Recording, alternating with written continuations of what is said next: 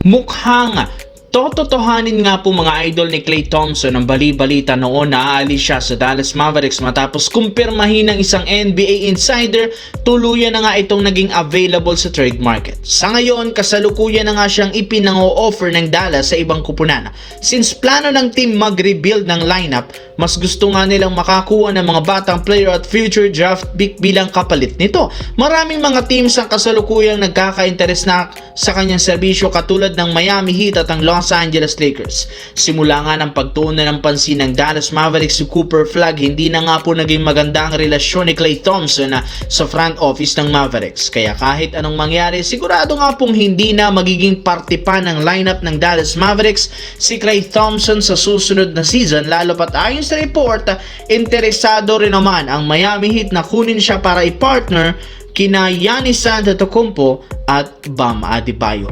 Samantala, kahit man tutol si Anthony Davis na tinuloy pa rin naman ng Washington Wizards ang pag-trade nila sa kanilang first overall pick na si AJ Daybatsa sa first round ng NBA draft. No choice si Davis kundi magkaroon na naman ng isang rookie teammate sa lineup. Buti na lang at hindi rin naman masyadong pinahaba pa ni Davis ang pagtutol sa desisyon. Mas pinagtuunan na lang nito ng pansin ang kanyang request sa Washington na nabigyan siya ng max contract ngayong off-season. Kung hindi nga daw yung gagawin ng front office, magre-request na lamang siya ng trade as soon as possible. Para nga sa inyong kaalaman, magkakaroon na lang naman si Anthony Davis ng player option para sa taong 2027.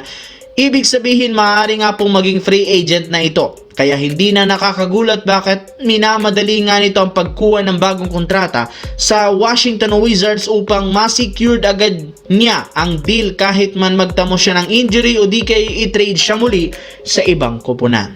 Sa kabilang banda, katulad ng naibalita ko sa inyo, plano nga talaga ng Oklahoma City Thunder mapa-improve ang kanilang lineup hanggang sa maging sapat na ito para patumbahin ang San Antonio Spurs. Spurs nga talaga mga idol ang team na balak nilang talugin para magawa nila yan. Kailangan na lamang nilang ayusin ang front court na siyang may trabaho sa pagpapahinto kay Victor Wembanyama. Ito ang mismong rason bakit ang 7'3" center na si Aday Mara ang kanilang kinuha bilang 12 overall pick sa first round ng NBA draft. Matapos ngang hindi ito kunin ng Golden State, hindi nga sila nagdalawang isip na kunin, gayong naniniwala sila makakabuo ang tandem ng bago, mas malakas na front court na bubuuhin nina Aday Mara at Chet Holmgren. Parehong at least 7-footer na magtutulungan para mapahinto si Victor Wembanyama at makontra ang game plan na ginagawa ng San Antonio Spurs sa kanilang team. As of now, Oklahoma pa rin ang nangunguna sa Western Conference sa may mataas na tsansang magkampiyon.